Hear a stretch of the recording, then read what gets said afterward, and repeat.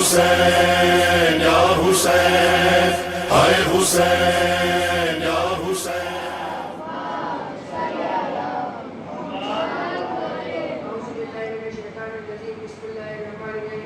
અઝાદારો વલગરસ ઊંટો સામે લાવી ઊભા કર્યા તો આલે મુહમ્મદમાં નવો કોહરામ બરપા થયો અને કેમ કોહરામાં બરપા ન થતે એ હતો કે મદીનાથી નીકળતી વખતે દુનિયાએ જોયું હતું કે તેમની સવારીઓનું શું એહતમામ હતો. બની હાશિમના જવાનો બનાતો પકડી સવારીને ચારો તરફ ઊભા હતા અને વળી તે ઉપરથી તાકીદ કે ના મહેરમ પાસે આવી રસ્તા ચાલનારોએ એ રસ્તો છોડી દીધો. અબ્બાસ મોજૂદ, અલી અકબર મોજૂદ અને સૌથી વધારે કોઈ હુસેન મોજૂદ અને કોઈએ સાંઢળીની મહેર પકડેલી, કોઈએ સાંઢળીની પાસે ખુરશી લાવીને રાખી, કોઈ બિસ્મિલ્લાહ કર્યું, કોઈ અને હુસેન બાજુ પકડી સવાર કરી દીધા.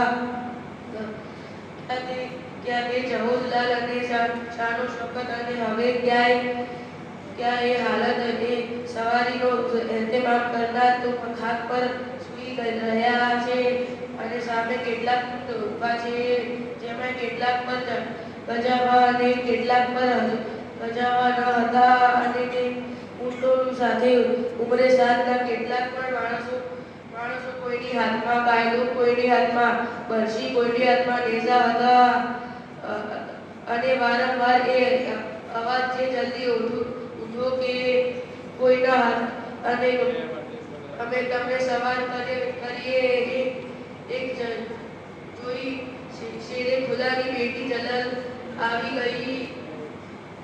ભત્રીજીના સરને ગોઠળીથી ઉપાડી આહિસ્તાથી ખાક પર રાખ્યું અને કેજમાં ઊભી થઈ અને અવાજ આપી, ખબરદાર, અહીંનું રૂહ ના કરજો, નજદીક ના આવે, તમે અલગ દૂર હટી ઉભા રહો. મતલબ એ હતો કે અસગર ના રહ્યા હોય, કાસિમ ના રહ્યા હોય, મોહમ્મદ ના રહ્યા હોય, અબ્બાસ ના રહ્યા હોય, હુસેન ના રહ્યા હોય તો એ ના સમજવું કે આ બેવારીસ ઓરતોને અને બચ્ચાને કોઈ પૂછવા વાળું નથી રહ્યું અને હાલ હુસેનની બહેન મોજૂદ છે, અલીની બેટી મોજૂદ છે, રસૂલની નવાસી મોજૂદ છે, માટે તમે બધા દૂર હટી જાઓ. હું આ બધાને સવાર કરીશ. અલા લાનતુલ્લાહ અલા કૌમિ ઝાલિમીન. યા હુસૈન या हुसैन या हुसैन या हुसैन या हुसैन या हुसैन या हुसैन।